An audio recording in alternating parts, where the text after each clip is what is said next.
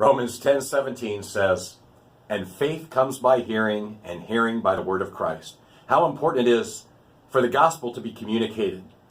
Even as Christmas reminded us about God with us, Emmanuel, how much God wants to communicate with us. And so as a church, we are Christ ambassadors communicating the good news to the world. Let me look at this a little different way.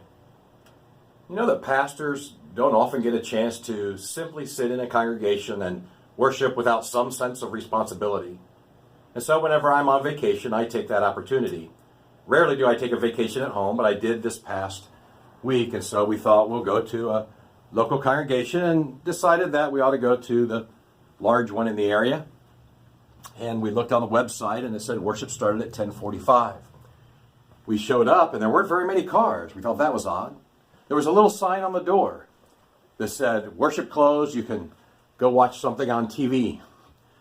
So Kim and I started to get back in the car, and somebody behind us had pulled up and they rolled down their window like they were wanting to know what was going on. And I said, "Oh, the church is closed today." And the guy said, "What the heck?" Yeah, that's what he said. And I went up to his car and he said, "Well, on their website it said there were 3 masses today." And that told me that this person had some kind of a Catholic background. Probably he and his wife had decided that it was a new year and they were going to start going to church. And this was their first experience.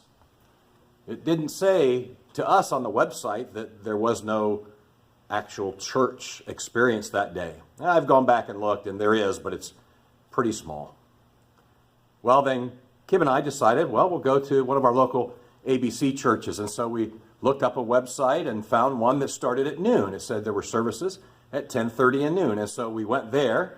And on the way, we stopped and got something to eat because we had a little time now. And when we got there, we walked in and they were singing their last song.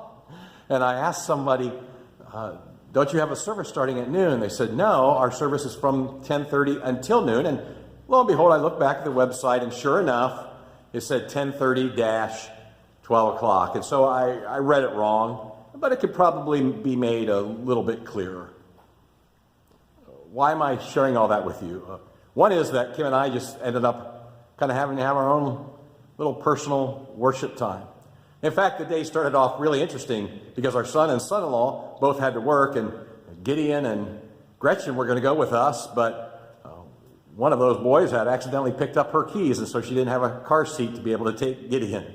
Well, it was a good thing because of the fact that we ended up just driving around most of the time, but it gave Kim and I some great time together in the end. And so I thank God for the experience, but it reminded me so much about how important a website and email and face-to-face and conversations and signs and all of those things are for communicating with people about church, about Christ, about programs, about events, and that there are always ways we can do things better.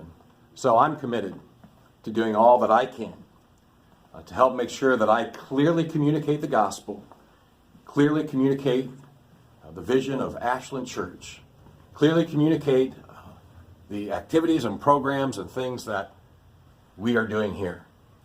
Because the world needs to know that Jesus Christ is the only way of salvation. And so I ask you to join me in doing all we can together to communicate these things as clearly as possible.